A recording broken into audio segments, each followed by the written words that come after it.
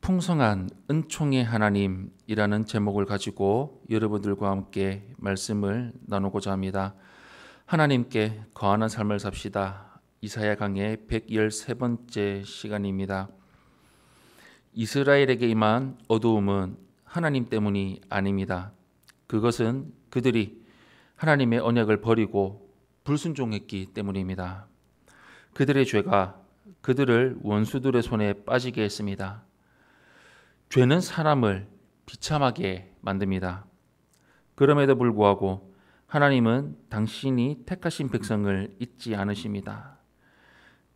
당신의 은혜로 그들을 기억하사 구원해 주십니다.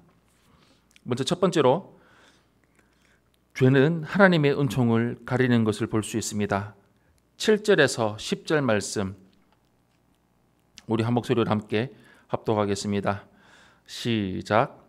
내가 여호와께서 우리에게 베푸신 모든 자비와 그의 찬송을 말하며 그의 사랑을 따라 그의 많은 자비를 따라 이스라엘 집에 베푸신 큰 은총을 말하리라. 그가 말씀하시되 그들은 실로 나의 백성이요 거짓을 행하지 아니하는 자녀라 하시고 그들의 구원자가 되사 그들의 모든 환난에 동참하사 자기 앞에 사자로 하여금 그들을 구원하시며 그의 사랑과 그의 자비로 그들을 구원하시고 옛적 모든 날에 그들을 드시며 안으셨으나 그들이 반역하여 주의 성령을 근심하게 하였으므로 그가 돌이켜 그들의 대적이 되사 친히 그들을 치셨더니. 아멘. 선지자는 하나님이 이스라엘을 위해 베푸신 모든 구원과 은총을 찬양합니다. 하나님은 이스라엘의 죄에도 불구하고 그들을 용서하시고 구속해 주시는 자비의 하나님이십니다. 하나님은 은혜로 이스라엘을 자신의 백성으로 삼으셨습니다. 이스라엘이 하나님의 백성이 된 것은 오직 하나님의 은혜이지 그들의 선행이나 공로 때문이나 그들의 능력이 아닙니다. 하나님은 이스라엘이 하나님 앞에서 거룩하고 정결한 백성이 되기를 원하셨습니다. 하나님은 이스라엘의 모든 고통을 기억하시고 그들을 돌보셨습니다. 사자를 보내셔서 그들을 고난에서 구원해 주시고 목자처럼 자신의 백성을 돌보시고 사랑하셨습니다. 하지만 그들은 언약을 배반해 하나님의 성령을 근심하게 만들었습니다. 그래서 하나님은 그들의 대적이 되셨습니다. 죄가 하나님과 그들 사이를 갈라 놓았습니다. 죄는 우리로 하여금 하나님의 은총에서 멀어지게 만듭니다. 우리는 죄를 경계하며 살아가야 합니다. 두 번째로 하나님은 선한 목자가 되십니다. 11절에서 14절 말씀 우리 한 목소리로 함께 합독하겠습니다.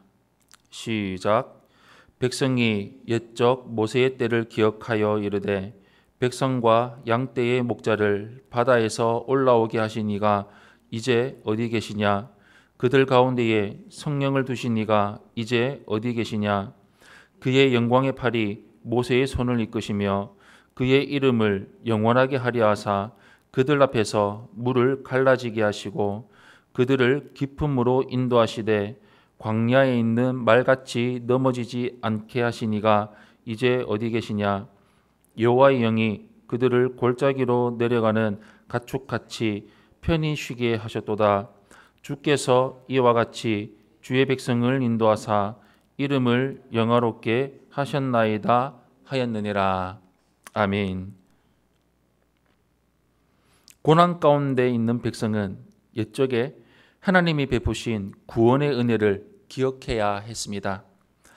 하나님은 모세의 손을 통해서 권능으로 홍해를 가르셨습니다.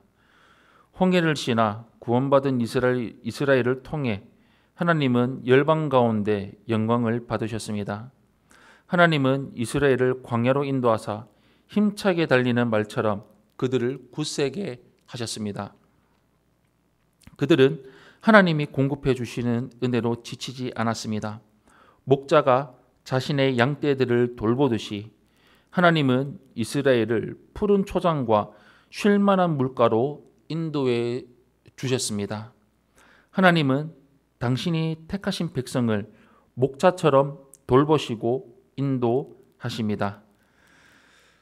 마지막 세 번째로 언약 안에 거하는 자에게 복 주시는 것을 볼 수 있습니다. 15절에서 19절 말씀 우리 한 목소리로 함께 합독하겠습니다. 시작. 주여 하늘에서 굽어 살피시며 주의 거룩하고 영어로운 초소에서 보옵소서. 주의 열성과 주의 능하신 행동이 이제 어디 있나이까? 주께서 베푸시던 간곡한 자비와 사랑이 내게 그쳤나이다. 주는 우리 아버지시라. 아브라함은 우리를 모르고 이스라엘은 우리를 인정하지 아니할지라도 여호와여 주는 우리의 아버지시라. 옛날부터 주의 이름을 우리의 구속자라 하셨거늘 여호와여 어찌하여 우리로 주의 길에서 떠나게 하시며 우리의 마음을 완고하게 하사 주를 경외하지 않게 하시나이까? 원하건대 주의 종들 곧 주의 기업인 지파들을 위하사 돌아오시옵소서.